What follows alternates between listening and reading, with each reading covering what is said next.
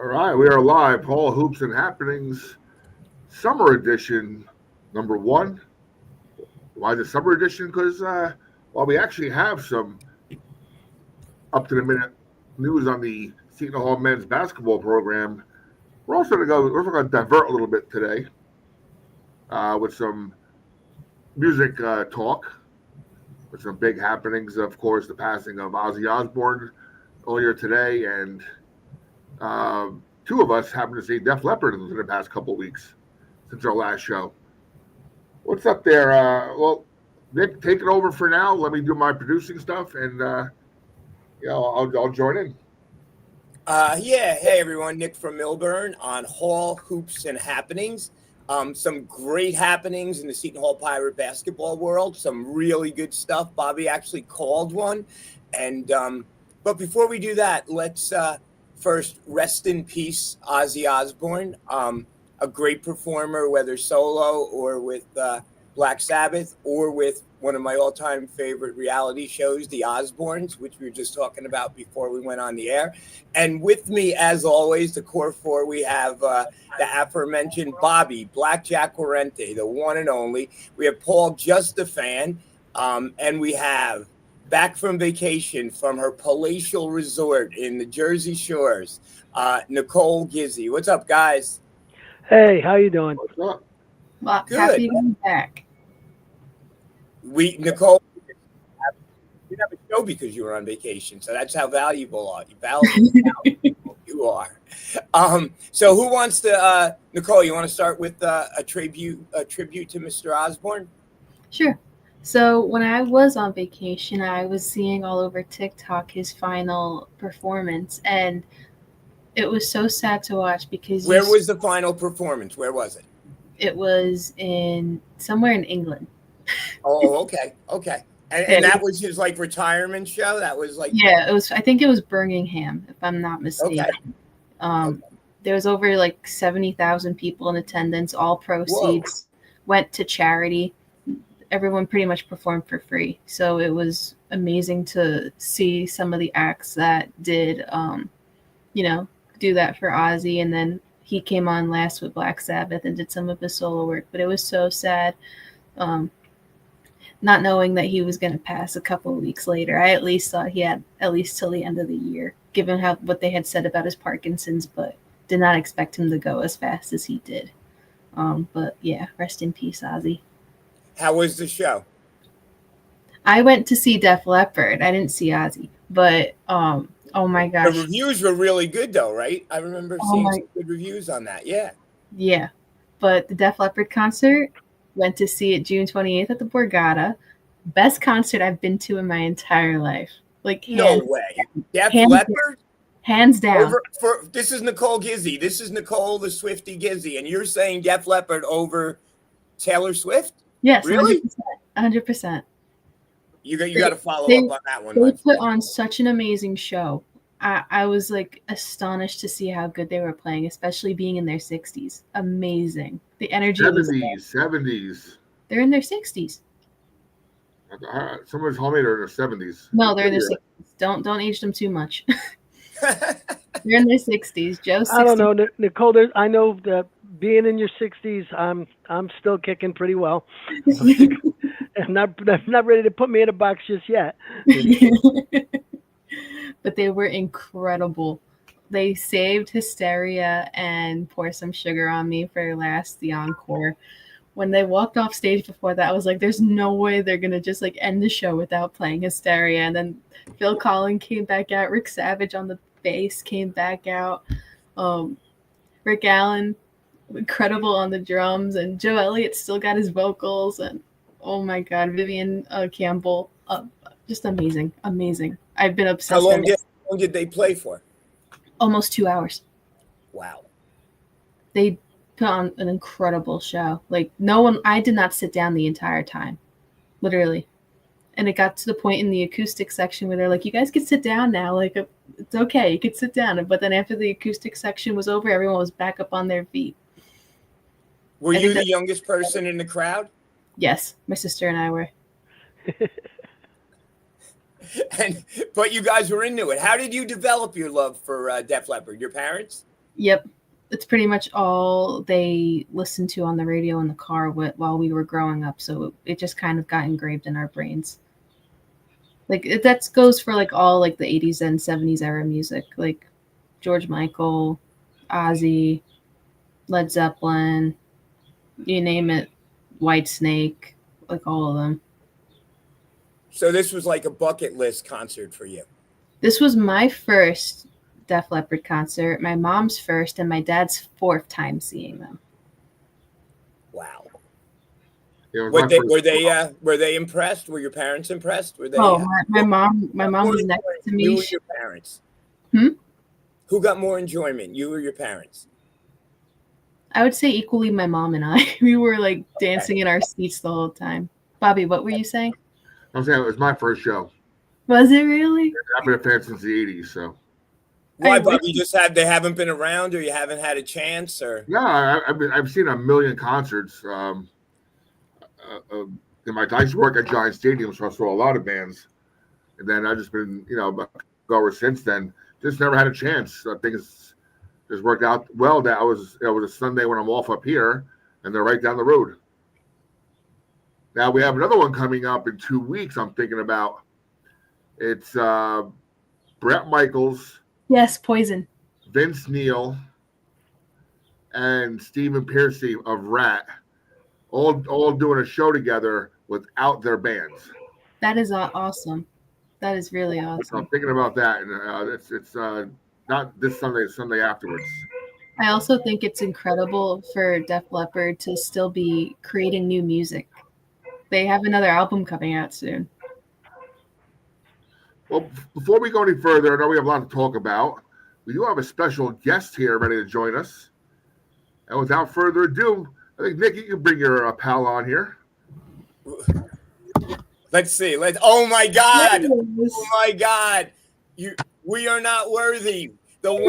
This is not Hall on. You are getting a proper introduction. The one and only, often imitated, never duplicated, from Point Pleasant, New Jersey, runs the finest car wash in the state of New Jersey. One of the most knowledgeable Seton Hall Pirate basketball fans. He predicts everything. He predicted that Kadari was leaving. The man is a legend on Hall line. Till he started talking NIL and they hung up on him. But he is the legend, the myth, the one and only Jeff from Point Pleasant. Jeff, total respect here, my friend. What is going on? And I just want to say, Jeff is the first guy. He went out on the limb and he said Najee Hines to Seton Hall is done.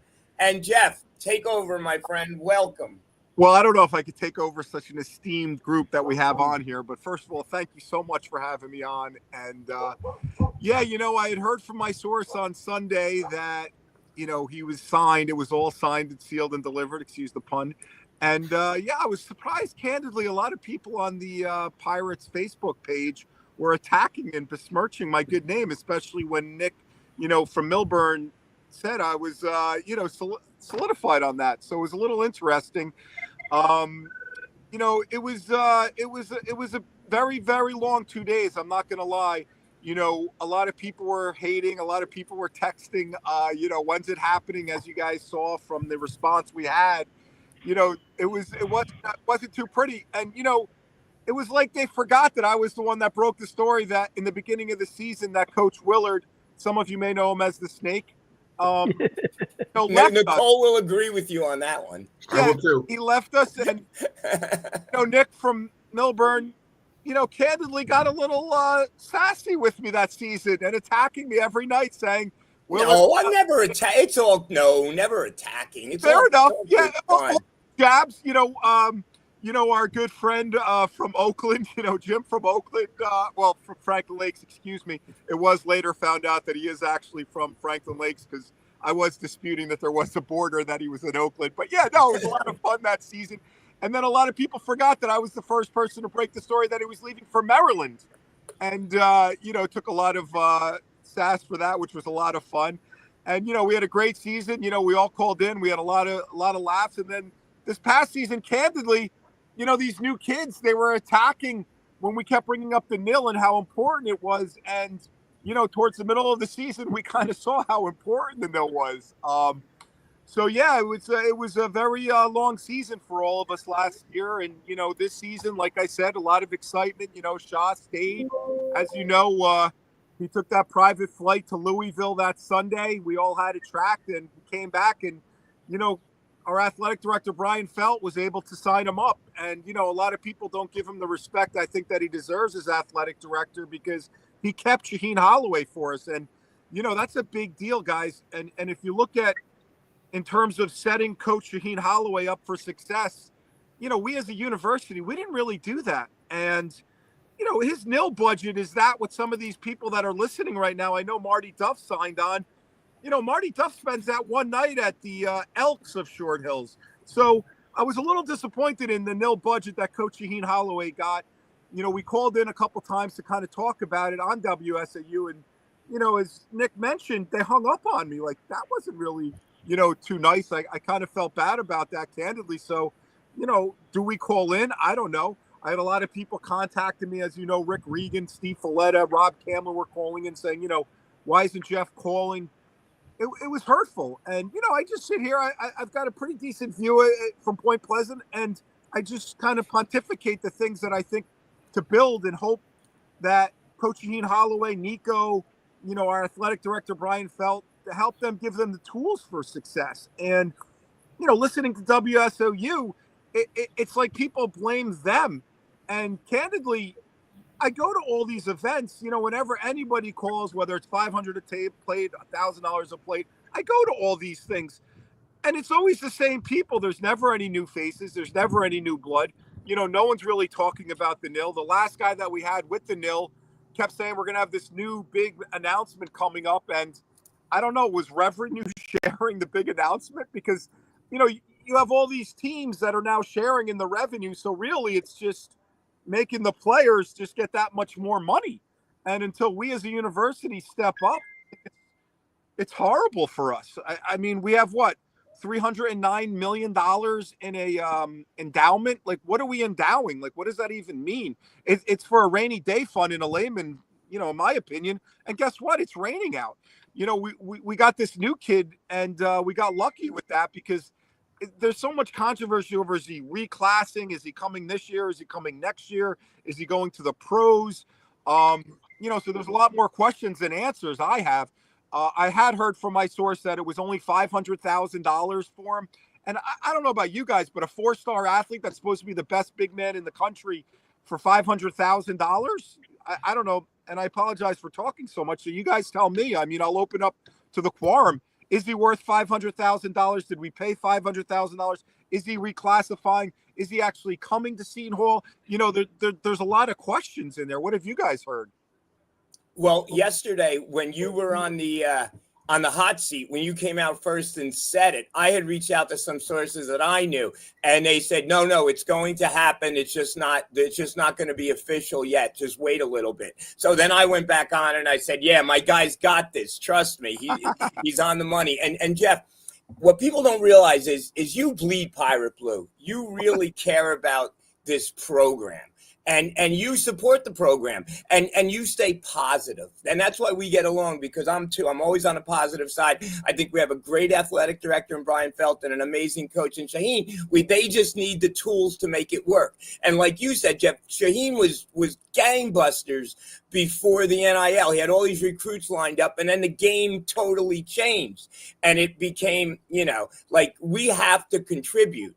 And Nicole, I know you bought a few bricks. I bought a few bricks. Jeff owns a wall. Jeff bought a wall. So, I mean, Can I get Jeff real quick about that wall? Yeah. Again, yeah. Us who spent like the $900 on the better one with the pirate symbol on there, and we got this 2 big bricks for our office if you got 2, whatever it is. And I got to tell you guys, if we went with the lower package, you actually got more font and more verbiage. Did anyone else realize that or no? I have 2 of them that were, I got one and one was given to me as a gift. And then on the Facebook page, and you were behind this too, Jeff, we bought a couple other of bricks and we gave to the NIL. And I think that's important. I think we're more than fans of the Seton Hall program. We're supporters of the Seton Hall program. And we all have to work together and contribute, what we can. And, one of the Hall line kids, oh, it's ridiculous. I'm not buying a brick. This is absurd. But this is the game. This is the new rules. And if we want to stay competitive, we have to do what we can. Nicole, any questions for the legendary Jeff from Point Pleasant? Well, yeah, first of all, hello, Nicole. It's so nice to finally meet you, although virtually. It's great to meet you too, Jeff. Yeah, I'd love to have young blood in. Of course. I don't know if I really have any general questions. I just want to know when the wall will finally be up for all our bricks, because that's the one thing I'm anticipating, waiting to go see, because I'm a part of 3 bricks. Oh, nice. Yeah, I don't know. I mean, when I went for the grand opening for the oh, by the way, we could talk about that too, the $55 million practice facility. And it's funny because when I was there, a lot of people were asking, I forgot, I think it was Bill Young and Mike Powers and Jerry Patier. They all went and they're all there and they're all happy to see this, bricks that we had. And it wasn't up at that point. So great question. When are the bricks and when can we see the bricks? I will say this too. A lot of people were attacking our athletic director. Why would you spend $55 million on a practice facility when we could use that $55 million, have the kid run sprints down South Orange Avenue, and we could have $55 million towards the nil? And the answer is, as per our athletic director, who I respect greatly, went to college with him, great guy. He specifically said that they started planning this several years ago, and they had to raise the money in that exactly fund. Yeah, and they can't screw around with funds like that because it's earmarked for, the practice facility. So we weren't able, unfortunately, to use it for the nil. But again, circling back to that endowment fund, and I know it gets a little complicated on who owns Seton Hall, who runs Seton Hall. Is it the Archdiocese of Newark? Is it the Vatican? Who, as we know, is the largest landowner in the world? Can we get a couple of shekels to make it, the nil better? But from what I understand, it's kind of like the Archdiocese of Newark and the Vatican don't run Seton Hall University. It's a board that runs Seton Hall University. And, then it gets really, really crazy with, well, who's on the board? Who's in charge of all this stuff? And I could just tell you guys that the last nil event I went to, it was at the High Lawn Pavilion. Again, the Fragilios, unbelievable. They literally donate everything, the facility, the food, and anybody who does charity work. I'm blessed to do some. It just saves so much money, and you could just go right to $1, goes right to the cause that you're doing. But the Monsignor was there, the new Monsignor, great guy, Seton Hall prep kid, grew up through the system, went to Seton Hall University, and he was all for, the nil. He made a great speech. It was the first one I actually saw at a university, president since Dr. Patillo, as we knew him as Monsignor Patillo when we were in school. Now he's Mr. Patillo.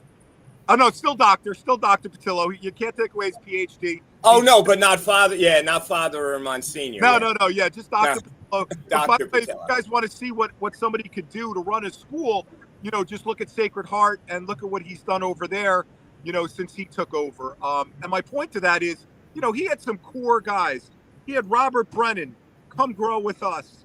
He had Mr. Kelly, Janet and Pete Kelly, now Janet O'Neill's father, the guys who run Alamo Rent-A-Car, they got us to that 1989 finish line. And, how did we get Andrew Gaze? Did anyone actually see Andrew Gaze on campus? I can't answer those questions. Maybe that's another forum. But my point is, we did get to the final game because, we had some of the most, shall we say, players that were, I can't really dance around it. They were the best paid players in the country, and that's what we have to do to get back there. It's not a secret sauce. There's no magic bullet. We got to pay the players, to get there. And we could talk about, are they one and done? Are they 1-year contract players? Are they professional athletes?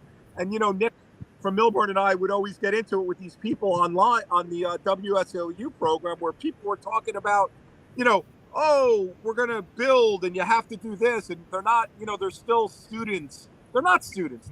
They're not athletes. They're professional basketball players, and they're paid for that time.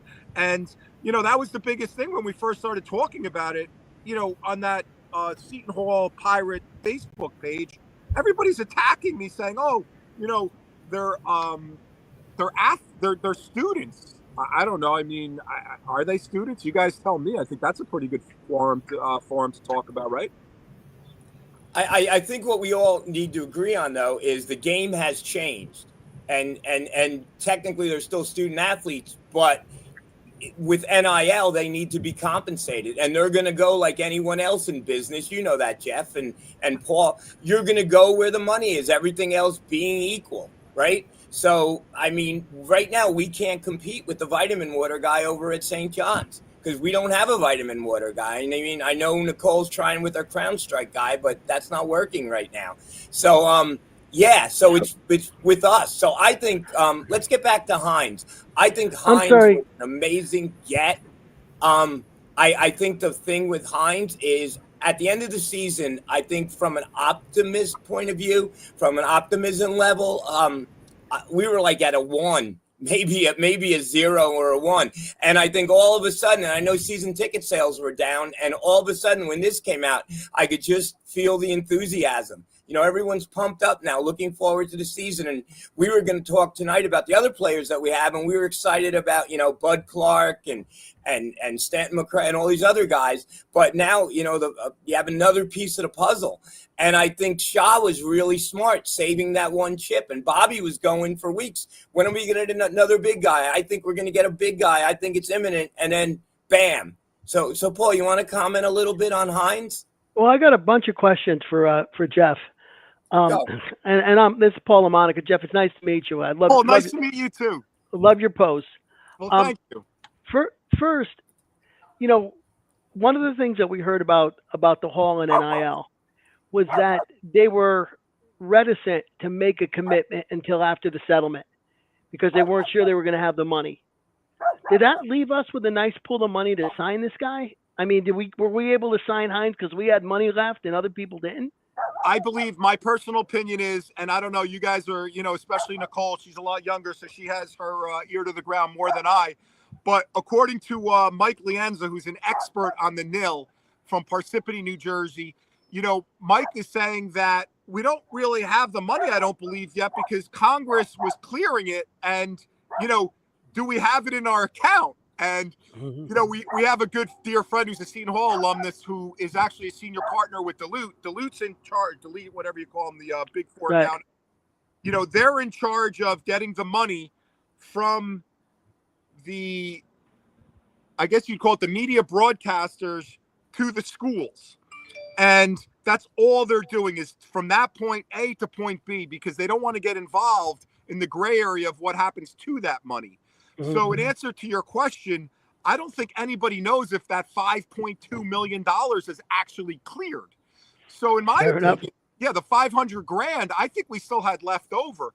And to, our dear colleague from Milburn, Nick, his argument is, where did the money go to? Like, where are we? What are we doing as a university? Again, how much do we have in this NIL budget? No one really knows. It's the Wild West. There's no accountability to it. We don't know how much is being spent. You guys touched on the fact of the CEO from CrowdStrike. Just so you guys know, whenever I'm at any of these events, I'm not going to mention any names, but let's just say 3 very powerful people always come up to me and they start off by saying, whatever you do, don't talk to him. We have it under control. Fair enough. We verbally committing $10 million for 5 years now to the endowment fund. Guys, I don't know when the last time you guys were on campus was, but it's unbelievable now. Like the beautiful. What else do we need? We've got a state-of-the-art library. And by the way, does anybody really read books anymore? Nicole, you'd have to, let us know. I think everything's on Kindle now, but I digress. My second question was, you were talking before about the practice facility. Yes. I read someplace that when the University of Alabama redid their weight room, what they built is nicer than the best high-end health spas that you can find.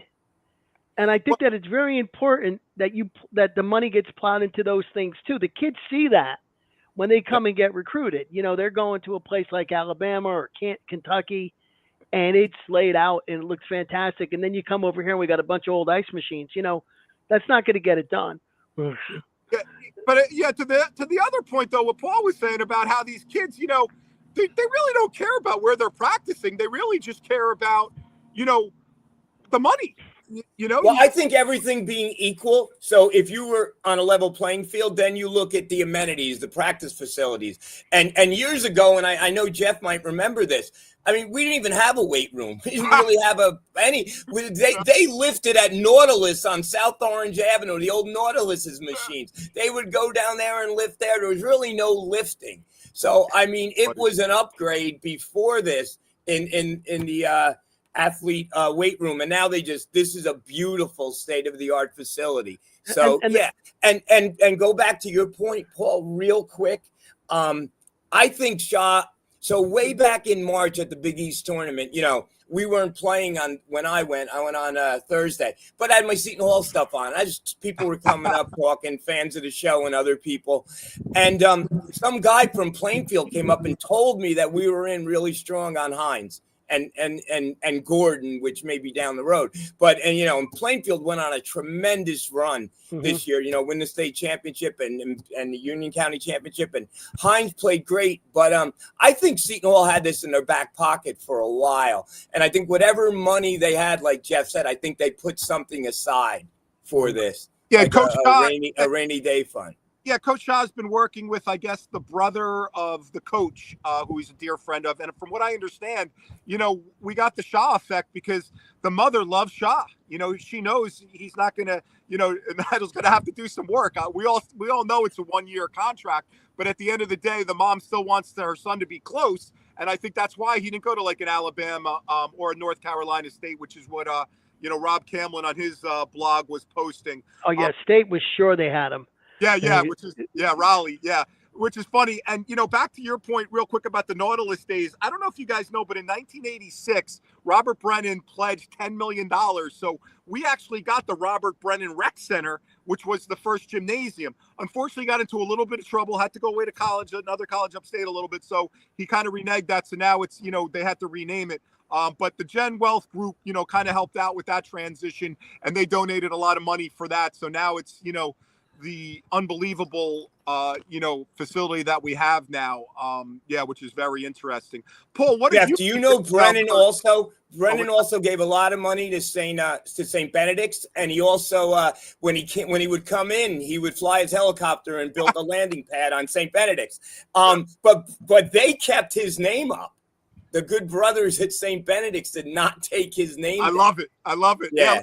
I remember he'd fly in on the baseball field. We actually have a baseball team. Candidly, I don't recognize baseball as a sport. We can get into that. That's a whole nother story.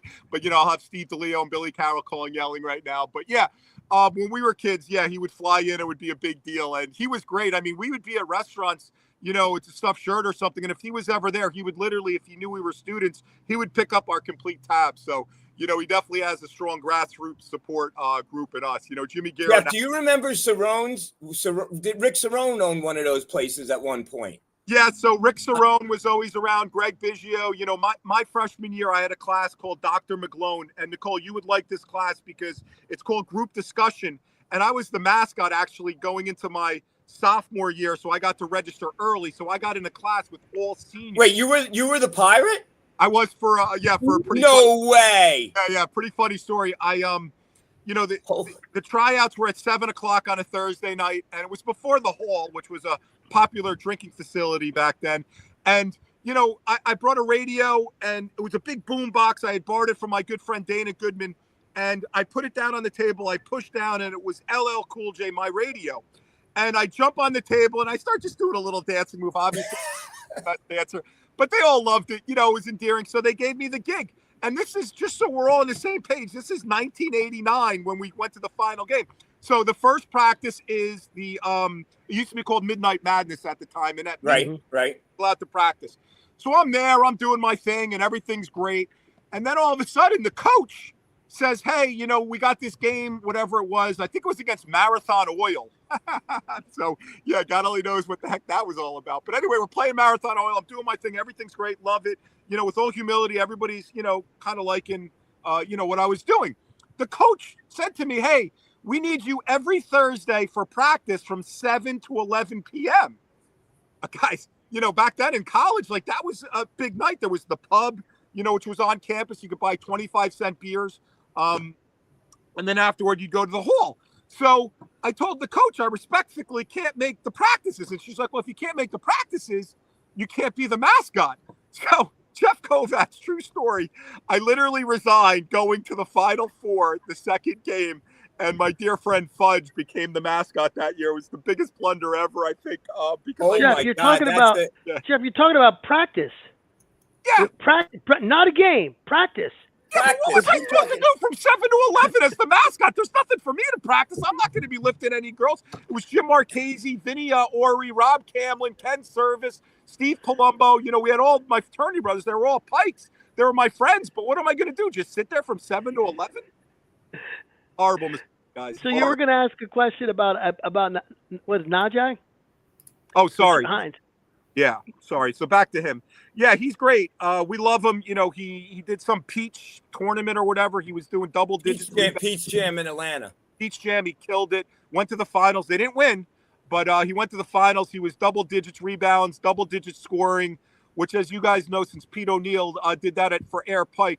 I don't know if you guys know, but we were actually the intramural champions in 1991 Air Pike. I don't know if you guys. Yeah, I heard Marty Duff was a great point guard. He distributed, and you were lighting up from three. Yeah, and I found out Marty Duff is actually. I know Marty Duff. He's Brian's brother.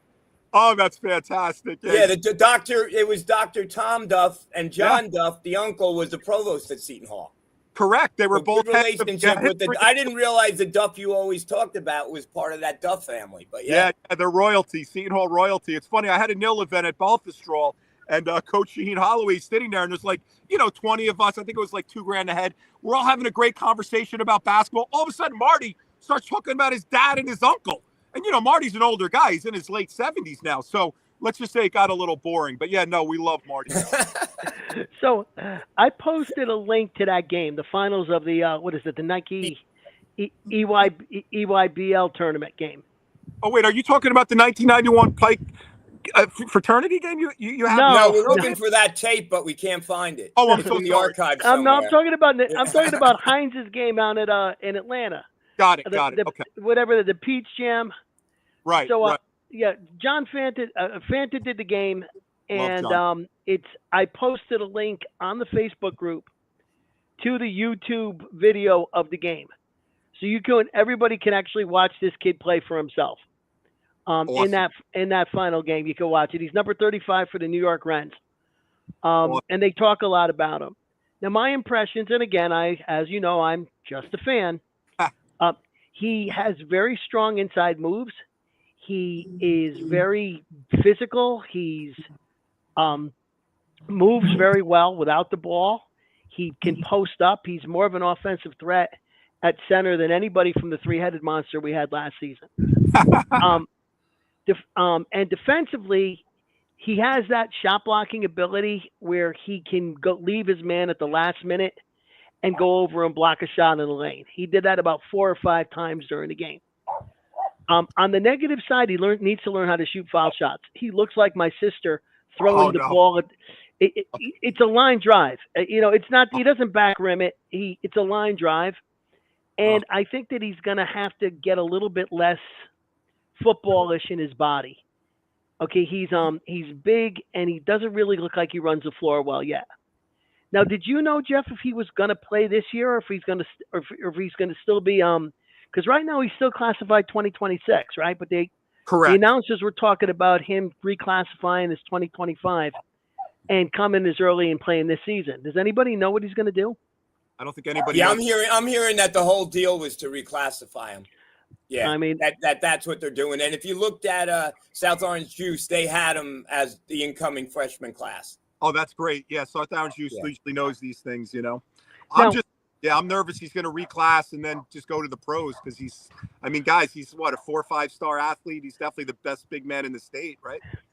And now, what'll be interesting too is, the Coach Shaw signed the guy's name is Stefan Payne. He's a He's a power forward, though. He's more like he's a four. Yeah, he's a four, but he's Yeah. also a very similar kind of player Yeah. in terms of being an inside guy and a very physical guy and a tough guy. And I think that it'll be cool to see the two of them help each other develop.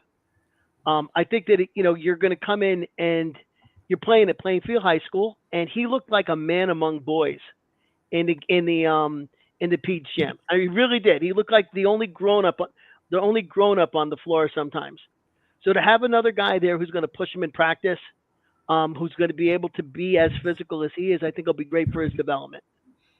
Well, that's a great point, because up and down our roster, there's going to be people. My son said that weeks ago. There's going to be people pushing at every position to make everyone better. And the center went from a weak spot, right? Because we just had Goodswill, and now all of a sudden we have Goodswill. We have Bobby's guy 7. He redshirted. So Mabe 7'2". He's a project, but he's a freshman. And then we got another 6'10" freshman. So who else has that? Nobody, right?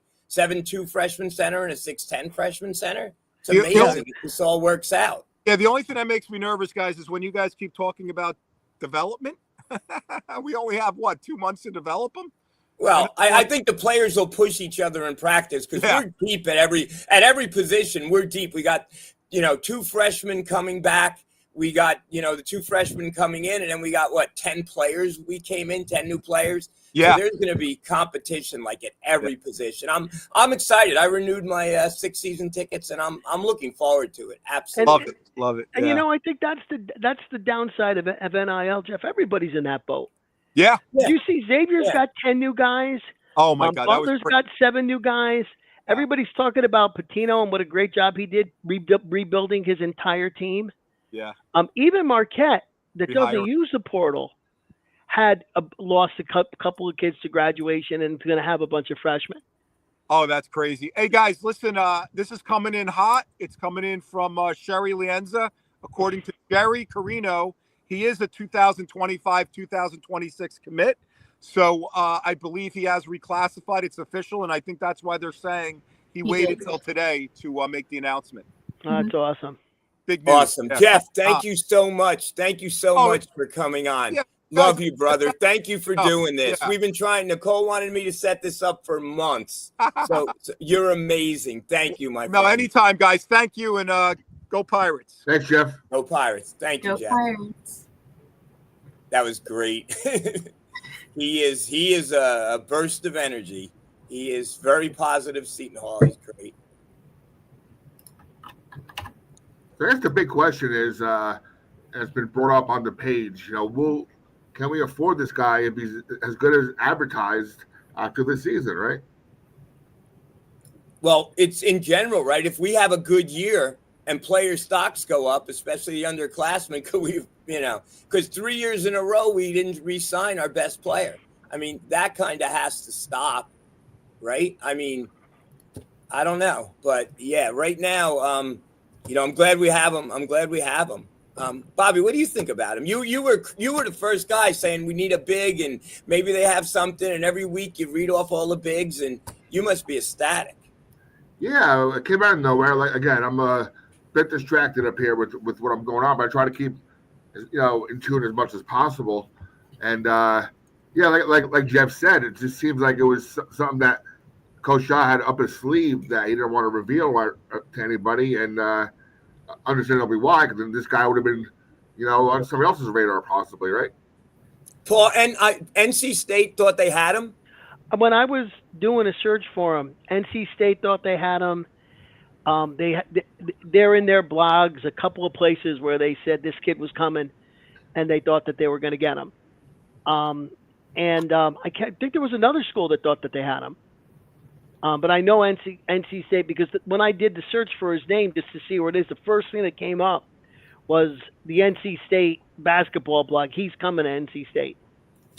It's By the way, all about. Go ahead, Nick. Paul. No, Well, no, it's all about relationships. I don't know if you guys remember Derek Gordon.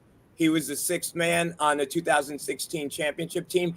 His father, and he had a great relationship with Shaw. Shaw got Derek here as a transfer when it was real transfers, and he was the glue on that team, and he was the final piece of the puzzle.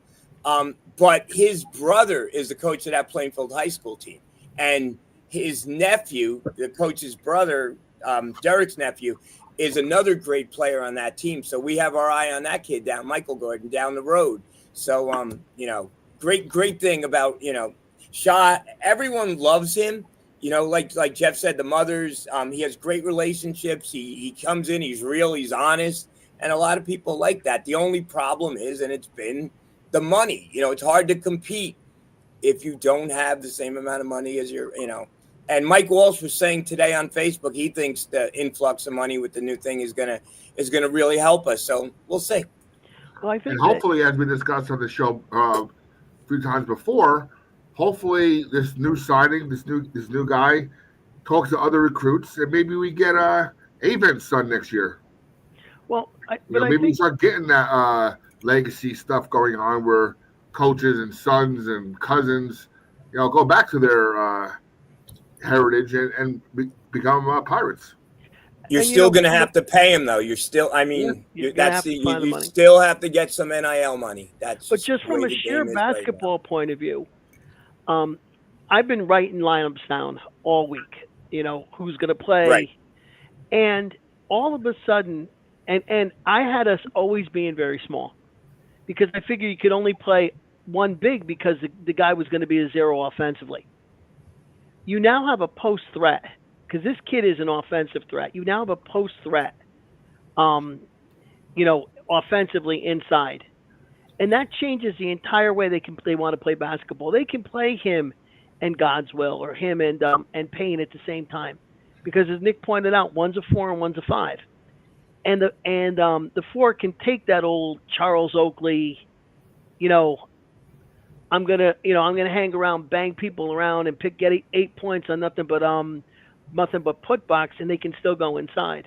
So I think it changes the complexion completely of how the team can be structured. It's not going to have to be, Clark and then 4 guys driving to the basket, or Jake Dar taking a 3. I think that they actually now have multiple options offensively, and that's going to make them much harder to guard.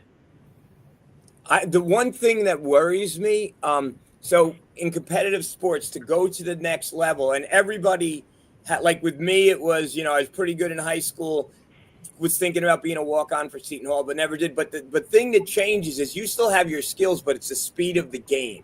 So you got to get used to that adjustment on the next level, the speed of the game. And with him, it's last year, Toomey was a good player, but he couldn't keep himself out of foul trouble. So when you see a big man, that's like my one concern, just him staying out of foul trouble and moving his feet. And we'll see, that's where the learning curve comes in. But Nicole, I wanted to make a couple of points about Ozzy. So, because when I was in high school, Ozzy and Black Sabbath, believe it or not, were terrifying. Okay, there was a very special kind of teenager who liked Black Sabbath. Okay, and they were typically going to 3-day detention every week. Okay, they were the ones that had the cigarettes, that they weren't supposed to bring to school in their thing. They had the concert shirts on underneath the uniform. I went to a Catholic school, so they'd have the shirt and the tie like they were supposed to, but they'd have the Sabbath shirt on underneath so that you could see it. So they really weren't breaking the dress code. And, I remember when Ozzy bit the head off the bat and all that craziness. And then all of a sudden he did that reality show, and he just seemed to be like this sweet guy who used to play rock and roll. He changed his image completely. And I've not seen very few people who have ever gone from being as big a villain as he was in the 70s and early 80s to being the guy that he ended up being off of the Osbourne reality show that he was on. So just thought that was interesting. That's I Well, thought our the next guest- Osborne reality show was hysterical. I mean, it was must see TV. Paul, remember the episode when he was trying to start a fire on the beach? Yeah, you do. He was Nicole, you got to watch some of those episodes. He was great. It wasn't like Paul said, it wasn't the Ozzy Osbourne from Black Sabbath. It was just, dad Ozzy Osbourne, just like anyone else. Your kids think you're an idiot. And it was, the wife was real. The wife ended up getting a talk show, Sharon, out of it. Because she came across as the brains of the outfit, which she probably was. Well, I think she was involved in inventing the show. Wasn't she his manager as well as at that point? I'm pretty sure that she a few bands too. Yeah. Before we get to our next guest is ready to go. Two quick things. The building I actually live in up here at the resort, a good friend of mine who passed away a couple of years ago was in the late 80s playing tag or hide and seek up here, as a teenager, and actually ran into Ozzy Osbourne in the same building I live in right now. Wow. Back in the day. Wow. And one more thing about a former player, Tyrese Samuel had a very, very good run with the Brooklyn Nets Summer League team and may be in line for potentially either a camp invite or even a, two-way with the Nets. He impressed pretty I'm a big Nets fan, so I've been reading up on the team and, and their older new players. And he supposedly, did very well in the Summer League last week and may get an opportunity. Bobby, you're rooting for Tyrese, right? Like I'm rooting for him. Yeah, of course. Yeah, these people on the page, and they're like, "Oh, he's not a pirate. He left us." Come on, guys. He graduated. He has a degree. Exactly. He graduated. So Speaking of graduate and a degree, let's bring our next guest on. Good segue. JD Walker. JD. Thanks for having me, guys. What's up, buddy? Thanks for coming on, JD. How's everything going? It's a good day in Pirate Nation. I'm an SOU guy, so I'm a little sad about losing Ozzy today. But saw him back at Ozfest 2005. Wow. I wasn't lucky enough to meet him or anything, but just he was amazing that night. That set he didn't even need the teleprompter. He was doing that. He was vintage Ozzy that night. Was it Black Sabbath or was it Ozzy? It was Sabbath. Wow. So that was like right in their heyday. It was like right after they had reunited for Ozfest, and he started playing with the original lineup again. Did you were a DJ on WSOU? Yes, I did both. I was a DJ and I did sports. So you played Ozzy on the air? Oh yeah, I had my senior year, I had a Wednesday morning shift, and they had a Sabbath at 6, where every morning at 6 a.m. they would where you would play 2 Black Sabbath songs. So I start off my show every morning with two Sabbath songs. Oh, that's awesome. On the way home from work today, I'm like, they have to be playing Ozzy, and I put it on, and yes, they were. It was great, totally great. Yeah, I live way out of range for SOU in a car radio these days. So JD, thank you for coming on. The reason that we have you on is for a long time there's been a Rivals Facebook page, and correct me if I'm wrong with the history, but I think Snake Tom started it, and with Ann, who works at Seton Hall from the parking area, and that was for a little while, and then Hall Dan took it over, and he's transitioning it over to you, and I think you're gonna try. And then while he was transitioning it to you, there was a change, right? On 3 took over from Rivals, so you came on at I guess it could be a good time or a bad time, but you're really starting from ground zero on this. So good luck with this. Congratulations on getting the site, and you just want to talk a little bit about it. What your thoughts, the direction you're going to take it in, and what you're doing with it so far. Thanks for having me. And of course, big shout out to Snake Tom and Ann, who started off. I believe Snake Tom started off with a message board on Prodigy in the early '90s. That's how far back Wow. this group goes. Wow. And then Ann joined up shortly after that. Pirate Sal also, the late Pirate Oh Sal. yeah, Pirate Sal, may his soul rest in peace. Okay. Yes, Pirate Sal, great guy. Yeah, and he also helped out with the site for a while, and Hall Dan has been running it for the last 15 years or so, and I'm forever grateful to them and what they've done for the Seton Hall community over the years. I'm hoping that I can follow in their footsteps. And there have been a lot of changes where a lot of it used to be like, especially on the paywall, there's the regular free board, and then there's the paywall board called the Treasure Trove, Right. which that used to be a home for inside information, usually about recruiting. That Right. doesn't really exist anymore in the new world of college basketball, because most recruiting is just, how big of a check can you give me? So a lot of the inside information that was built on relationships, who knew who. We had a little bit of a throwback because Jeff heard the news and scooped it on the Facebook page. Right. But that's what it used to be. You don't really have that so much anymore. But what I want to do is I want to foster a community.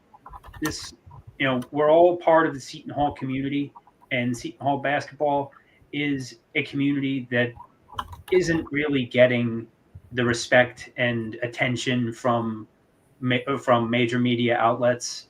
I mean, we of course have Fox covering the Big East along with Peacock and TBS, but we don't have. But the issue with being in the greater New York market is that there's 11 pro teams in five sports.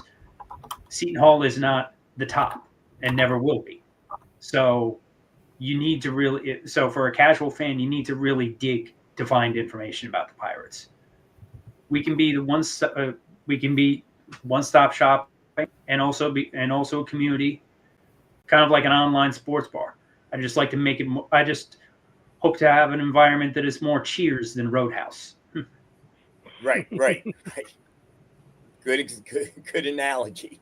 Yeah, and it's a little quiet now. I mean, well, aside from the Heinz news, but it's the off season, so it's a little quiet, which has helped the hecticness of the transition from Rivals to On3. So, because trying to do this in the middle of the season would be an even bigger nightmare. But we're getting back into the swing of things, and once the season starts, we'll have more in-depth game coverage. I have a photographer friend who will be helping shoot the games with me, so we'll have professionally done photos. That level of game coverage that you don't really see too much anymore, aside from Jerry Carino. So more of that, and a community for people to talk about the game. That's what I want to do with Pirate Crew, On 3, and keep the community part going. If it might not be all of the inside scoops it used to be, it's still a community for Pirate fans to, much like what you guys do. It's just a community for fans to gather and talk about the team, and kind of develop a rapport with one another. People are seeing each other at games. We want to be a place where friendships can develop, with a shared love of the Pirates. Well, that's why I wanted to have you on, to show that we are one big community. It's, not this site, that site. Everyone's all together, and we all can help each other and support each other. And I have to say, you mentioned Carino. I thought your article and your questions to Carino were amazing. There was a piece, Paul, you would have loved it. There was a piece, question and answer session with Jerry, and I thought it was very probing. And it was very informative. So I think a great job with that. Right off the bat, that was amazing. Thank you for that. Yeah, Jerry. It was great having Jerry as our first interview after I took over. I have writer Colin Vajala, who he did that interview, and he had came up with those fantastic questions with with some suggestions from the audience. But Colin does the interview. We have he just sat down with Tony Pizzella, so we should have Coach Ba's interview coming out shortly. Good stuff. Paul, you said you had some questions for well, I was just wondering. JD. I was just wondering, how did if you give a little more detail on just what ended up happening with Rivals and On3, and it seemed like an administrative nightmare, and it didn't sound like there was much you could do about it. But could you kind of tell us, what ended up happening in terms of people not being able to post for a while or all that stuff, or? So the company called On3 bought out Rivals, and they've merged. And what happened this month was moving everything from the Rivals platform to the On3 platform. And like any big system rollout, it came with a lot of headaches. There were people losing access or having other issues, couldn't get into the site. So like there was no board at all for about a week, and people are blowing me up like, hey, I can't get in. Can you do anything? I'm like, I can't get in either. I really have no power to do much. We're like, here's the customer service contact. Go bother them, and then maybe if enough of us bother them, maybe then we'll get some movement on this. Now, has it gotten any better? Have they finally gotten around to us, or? Yes, the board is up and fully operational. I'm still having some issues with my WordPress access to post articles, but that's something that I need to work on. Also, just another note: Haldan was retired and running the Rivals board, so it was kind of his main thing. I'm a little younger than Haldan. I'm still in the middle of my corporate 9-to-5 career. So I'm trying to juggle that. So I'm juggling that on the side as I can. Yeah, that gainful employment thing can really get in the way of it really can. If more people subscribe to the Treasure Trove, maybe I can leave that behind. But we're not there yet. Now, are you looking for people that help write curated content, or do you have your staff already put together in terms of what you're going to post beyond folks just talking about the game that they're watching? Well, we have our writer Colin, who did the interview with Jerry, and he's going to be doing an interview with Coach Baz soon. Photographer Santiago Rodriguez will be helping us out during the season with photos from the game. He's been shooting some soccer games for us with my other site, Streampunk Entertainment, and which I'm the co-founder of Streampunk, and I've been covering the Hall with the press pass for 3 seasons now. This will be going into year 4. So I've been in the media room. I've been in press conferences. I've asked Shaw questions. I've seen Shaw at his worst at press conferences when he had that little tussle with Zagoria a few years ago. And so I'm in the room. I've been seeing it, and I've seen what the team is like, and you can learn a lot from the press conferences. Like, not so much a clip out of context, but if you watch the whole thing and see how it builds. Usually Jerry leads off with the first question, and the first question sets a tone of how the rest of the press conference is going to be. And watching that journey, it's a much different journey with Shaw than it was with Kevin Willard, that's for sure. Now I'm an old man, okay, and my media model is you get up in the morning and you open up your door and you pick up this thing that's made out of paper with newsprint on it, and then you flip to the banner where it says sports, and that's where you can find out what's going on with the teams that you care about.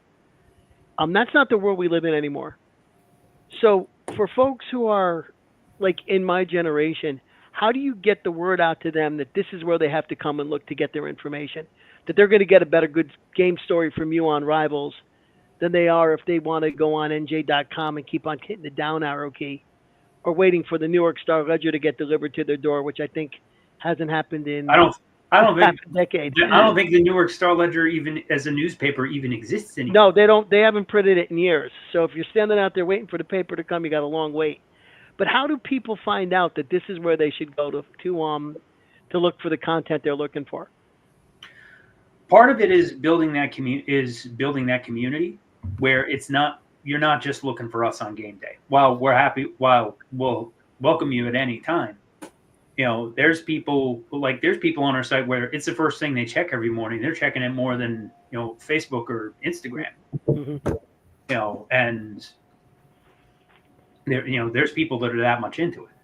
But so with the discussion that it could kind of be one-stop shopping for everything, where if you're already here, you can also read in-depth, and that's the big thing is that it'll be in-depth coverage with with quality writing, with quality photos and videos,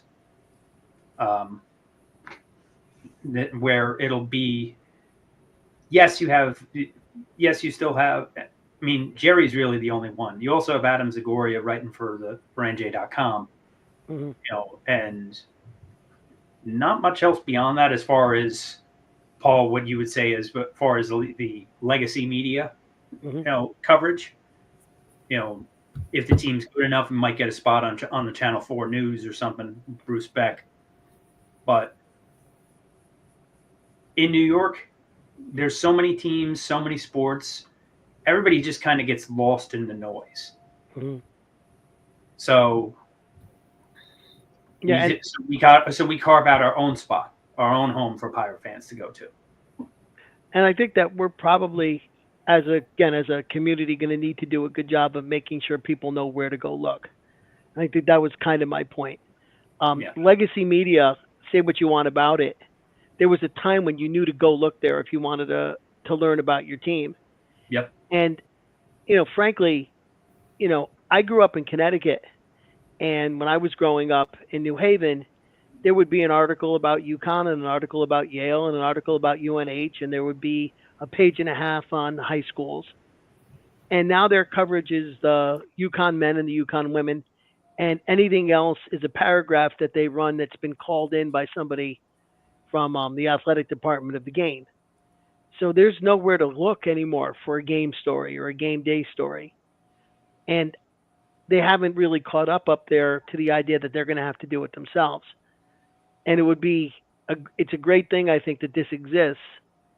And even more important, that people know how to go look for it. And that might just be generational. It might be the folks in Nicole's generation who know they've got to go and look at things like Rivals and places like that to get their content. But I think that among us old legacy media fans, we need to learn where to go. We need to learn where to go find the information. Paul, that's a good point. And I think I was kind of like both, because I remember going on and refreshing, like JD said, when we were in on Isaiah Whitehead, even back when we were like in on Felipe Lopez and players like that. And that's where you would get the inside information, albeit that has kind of changed now. But I remember Braden Anderson, they broke that we weren't getting Braden Anderson. Some other players, Silva, when he went to South Carolina, I remember seeing that on that site and being at work and sneaking and looking at it and everything. But I also get, the New York Post every day delivered to my house. And, they do, when we were the number one team in the metropolitan area, we got, some good press from the New York Post. But since the vitamin water guy, that's all gone. And now, it's like St. John's whenever they talk college basketball, and we're just an afterthought. But JD, my question to you is, you had said something about press conferences and Willard style and Shaw style. And one thing that I always gave Willard is, as a member of the media, Willard always told the truth, maybe painstakingly so. I kind of found it refreshing, even though he would get himself in trouble. You want to give me because he basically, he would speak the truth. And it didn't, he wasn't really a politician, and maybe he should have been more of. What are some of your thoughts about that? I think that Shaw, you have a different kind of blunt honesty, which is also honest to a fault. Sometimes he's a little critical of the players, which can be a little hard to take. It's Right. hard to watch at some points. I mean, with compared to Patino, compared to a lot of other coaches, Shaw is real and wears his heart on his sleeve. Right. Like I saw him end a press conference one time with, "I have to go to a hospital now," because he had just punched a wall in the locker room after the St. Peter's game, St. Peter's game last year. Like that's You don't get coach speak with him, right? You get you do not. Real, right? And our last two coaches were like that, so kind of refreshing. Yeah, no coach speak with Coach Shaw. That's for sure. And Willard was a little goofier. Yes. That's the big difference. Whereas Shaw, just seeing Shaw crack a smile is worth headlines in itself.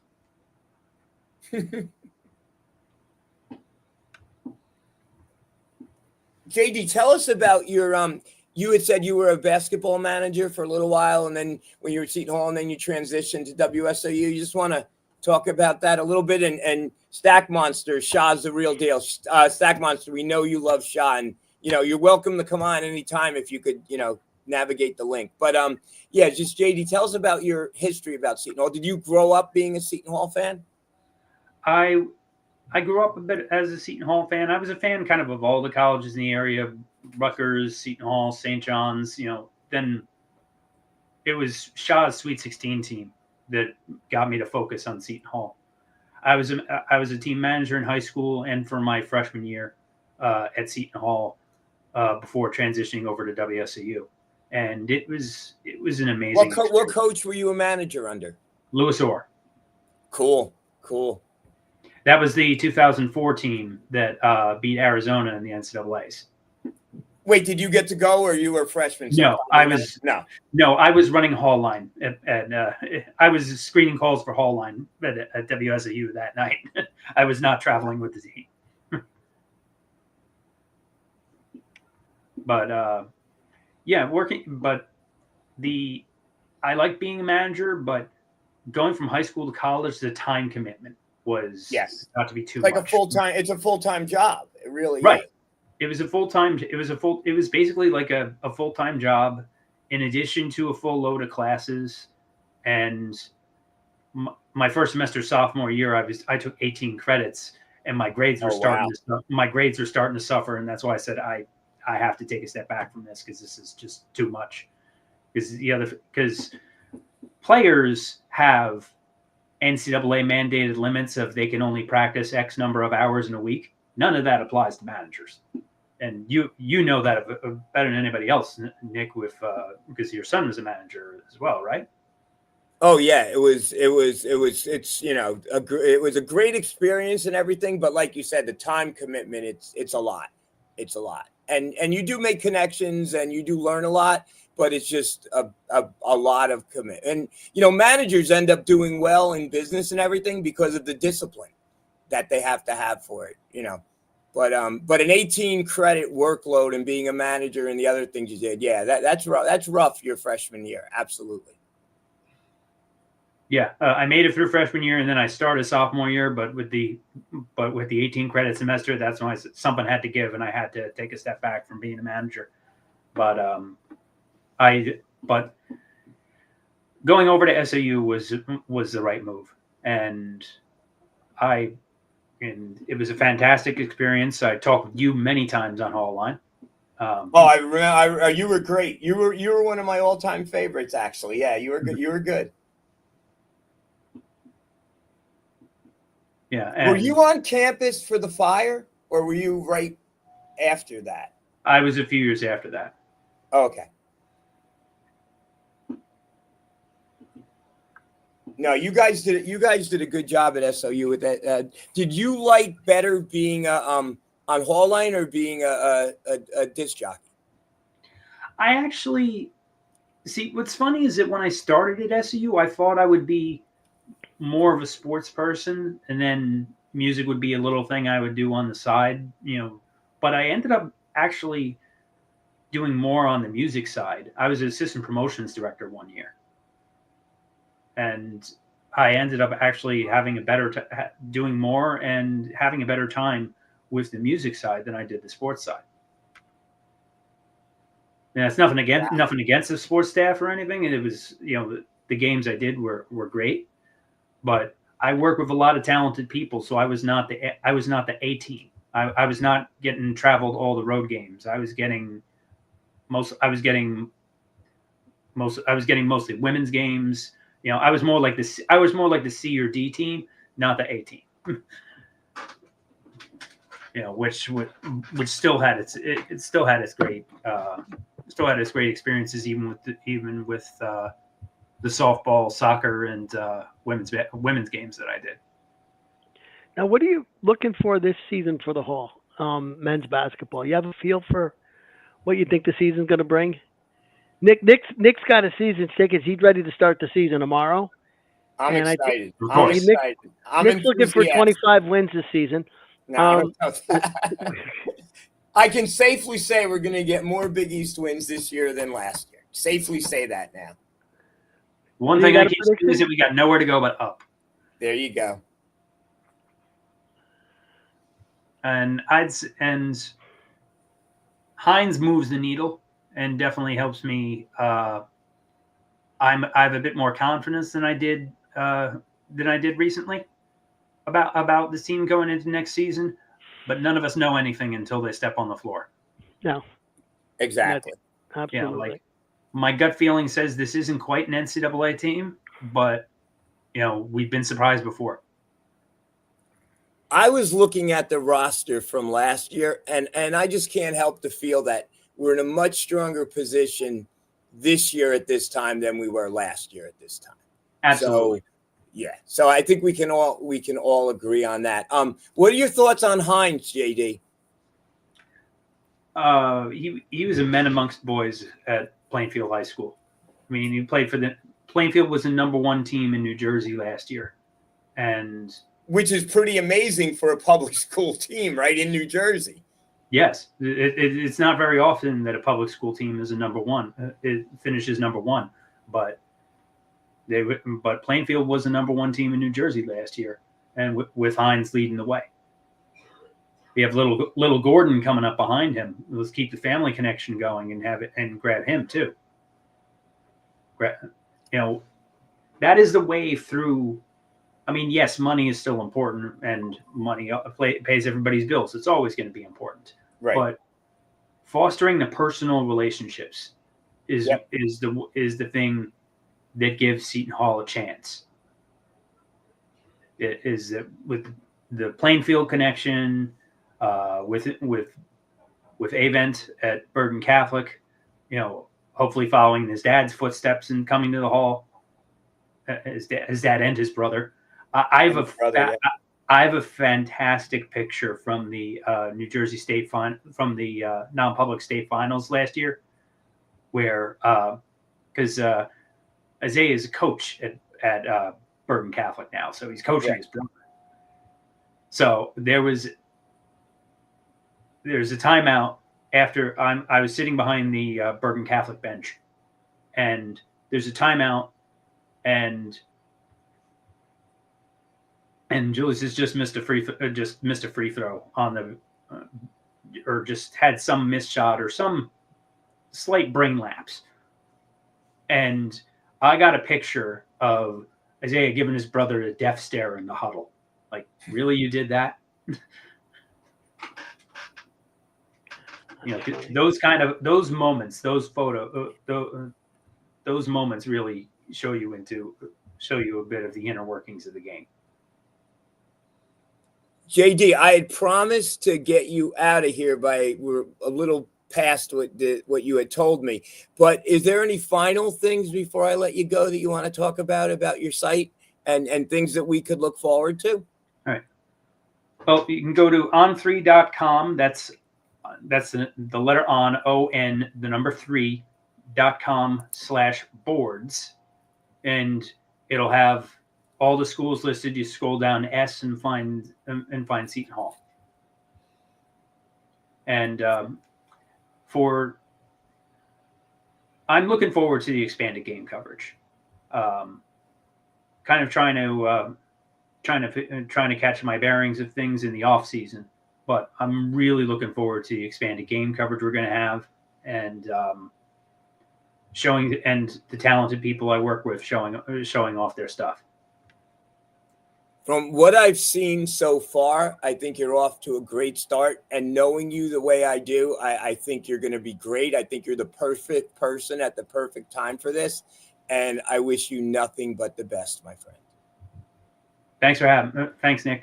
Thanks. And thank you so much. Thank you, JD. Thank you.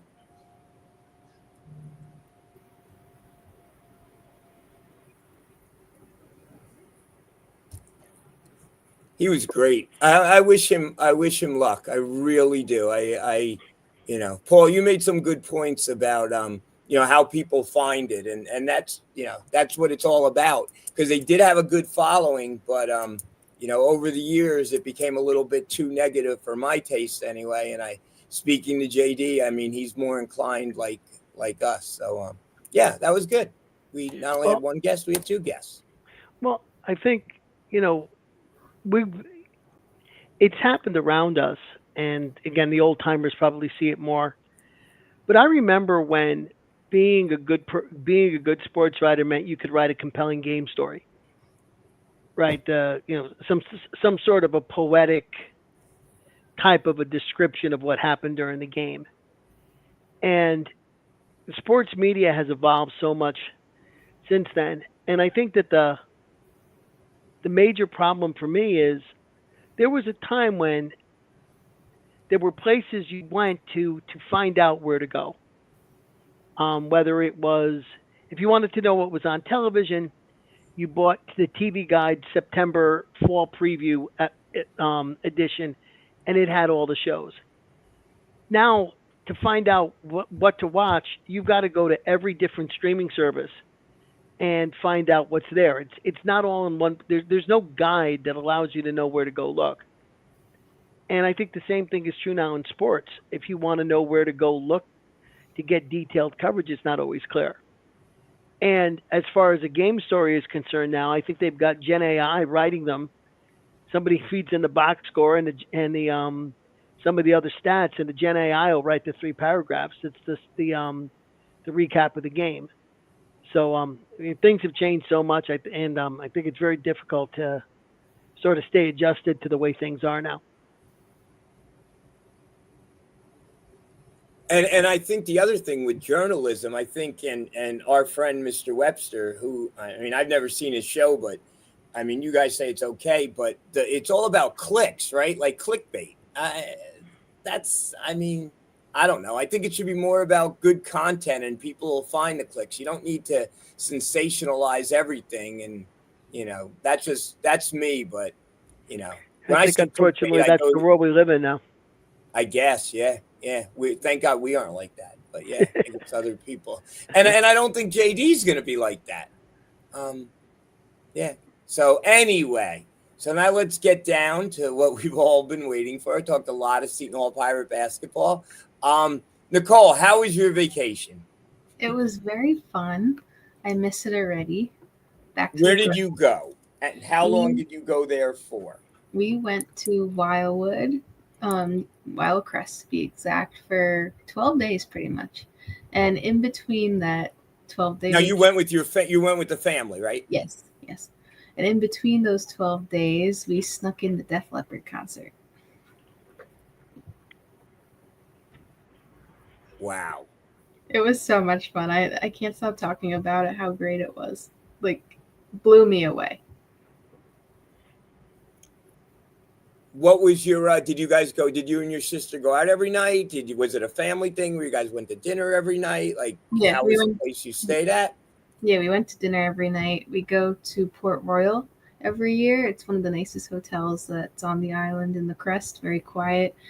There's outdoor concerts usually every other day that they have in the park. Very quiet, very relaxing. I got to go on the beach at sundown a couple of times. It was gorgeous. Water was nice and warm. I actually did find a whelk shell when I was down by the beach, so that was pretty cool to find. But yeah, a lot of good food, a lot of good views, and the salty air from the marshes and the ocean. I always look forward to that. But yeah, I did get sunburnt, unfortunately, but it's starting to fade somewhat. Do you guys go down there every year? Yep, every year. Now, when we went down, I remember we were actually, and it was, my kids were a little bit younger, but it was really safe down there. I remember like letting my kids, where we stayed in Wildwood Crest, you could actually walk to the boardwalk in Wildwood, even like at 10 o'clock at night. And it was, same experience. It used to be. I don't really go by the boardwalk too late anymore, especially after like Memorial Day and all the kids get out. It started getting a little bit rowdy, but really, a little bit. But compared to Seaside, Wildwood police are a lot stricter, and they like to keep the boardwalk under control because they don't want it to turn into Seaside. But I tend to just prefer the Crest because it's a lot quieter, not a lot of riffraff, all that. Like the farther away from the boardwalk, the better.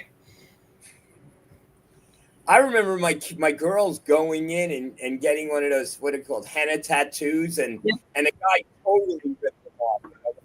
Like that. So yeah. But when we do go on the boardwalk now, we take the tram car down to North Wildwood, the third pier, for Sam's Pizza Palace, the best pizza on the boardwalk. Sam's Pizza. And their cash. Sam, if you're listening, you got a plug from Nicole Gizzi that you have the best pizza in New Jersey. So, or the best pizza in New Jersey, or the best pizza. Has Portnoy been to Sam's? Yes, he has. Okay. Let me guess. 8-1. I gotta look it up. Hold on. I don't remember it off the top of my head. Paul, are you a Portnoy fan? I'm not sure. I don't think so. You don't know who Portnoy is, Bobby? Portnoy is a guy from New England. He's not even Italian. He's rated pizza.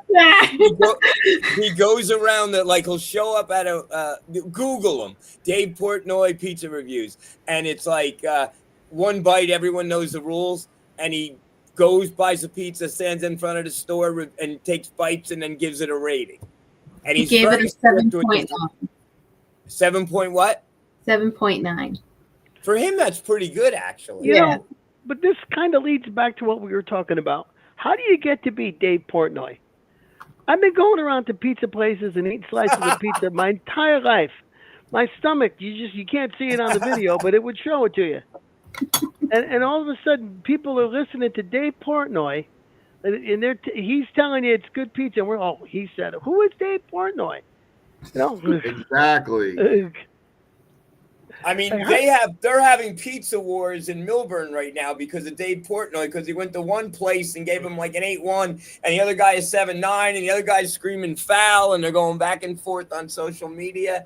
So yeah, I mean, Portnoy, people do pay attention to Dave Portnoy. People pay attention to him. Like, what did he ever do? Like, how did he get to be the pizza guru of the Northeast? Bobby, he's Barstool Sports, right? Yeah, Yes. well, I was reading something about him recently, and he's kind of like where I am, or where we are. He just grinded a lot of years until he finally made it. Yep. Also, begging people to listen to his shows or listen to his whatever, and now I heard he's going to be on ESPN or something. I read. Mm-hmm. I also saw on Instagram, Rick Allen posted that tonight's Def Leppard show is being done in honor of Ozzy. So that was nice. Where's Def Leppard playing? Saratoga Springs. Right up the road. Yep. Well, a couple hours. Wait. Well, do they normally play an Ozzy song? No. Do they cover Ozzy? You think they will tonight? They might. I mean, I'll try. They probably will. I mean, they're all family. I have to sign off soon. But I have a tradition where if I'm gonna do a set tonight, and if somebody passes the day or two before that set, I'll do a song or two. So That's what what I've Ozzy always song done. are you gonna play? What Ozzy song are you gonna play tonight? Probably Crazy Train. Mhm. And then I'll finish up the night with a slower, like a maybe Shot in the Dark or something.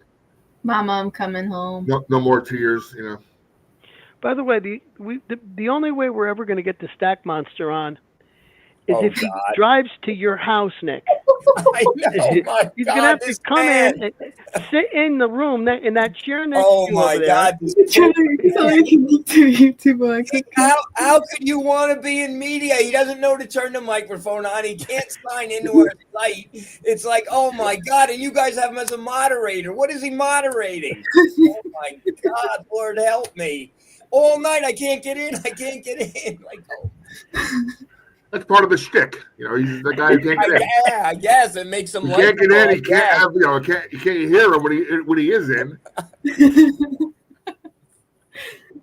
That's funny. All right, guys. Any final thoughts? Well, I just want to say that, speaking about music, and you guys have Def Leppard and Ozzy, I am getting on a plane Friday morning and going down to see Coldplay in Miami, a wedding present, or not wedding present, Christmas present for my bride, my lovely bride. We're going as a Christmas present to each other, and we're going to Miami to see Coldplay, and we are very much looking forward to it. And I am going to have a sign, and it either is going to say, I'm going to put it up, and it's either going to say, "It's my wife," or better yet, "My wife knows," which I think I'm leaning toward right now. So yeah, I'm looking. We got pretty good seats, and I'd never seen Coldplay before, so I'll report how it was. We're going Sunday night. By the way, if you haven't watched it, the Philly Fanatic Yes, did the best spoof of that, I think, so far. Yeah. But all she had to do was not run away. Right. No It one would have doesn't known. go viral. If she just stands there and he just stands there, it doesn't go viral. Then your only concern is if there's somebody in the 50,000 people who happens to know you and happens to be looking at the camera, and then you could turn around and say, "I don't know what you're talking about." But now we have 3/4 of the American media finding who these people are out. All Well, they the had to fact do that is they were stand there. hugging. I mean, normally when you do a kiss cam, like sometimes it'll be like a brother and sister, and they kind of look and say no or something like that. But the hugging part made it kind of difficult. Well, I was at the Stress Factory once with my girlfriend, and she's a widow and I'm divorced, so there's nothing sordid going on. But they ended up putting us close enough to the stage that we made the mistake of getting asked a question, and the comedian asked us, "Are you two married?" And without thinking, I said, "Not to each other." Oh, And that was what we call a mistake. We almost had it because the comedian just kept coming back to us, and it was like, and we're walking out, and my girlfriend saying to me, "Don't ever do that again." The game is over there. Paul, any final thoughts? Yeah. So for me, I think that the talent on the men's team is much better positioned. If you go position by position, look at point guard this year versus last year, shooting guard this year versus last year, scoring center this year versus last year. I think right now you have to believe the team is going to be better. I think that Bud Clark's decision-making capability is going to be the most important thing. If he gets the ball to guys where they can do damage, I think that the team is going to be very good. I also think that we need to talk about Coach Boz's team. I'm hearing that the talent level is up there. I've read someplace that they're talking that they might be the second best team in the conference, behind UConn, and we probably want to have a conversation about where those guys are next. But I'm getting more excited about this team. it's strange to be this excited about a college basketball team in July, but play position for position, I can't help seeing improvement. That's my final thought. I echo everything you say. And what is he? So first, William, thank you so much, my guy William from Orange. But what's he? I'm a better as a love for what the hell? He's comedy gold, just sitting there doing what he does. A love performer? Oh, I don't even want to touch that with a 10-foot pole. He's not talking about Hooters. Now he's a love That performer. is a family show. We started at 8 o'clock today. The kids are still watching.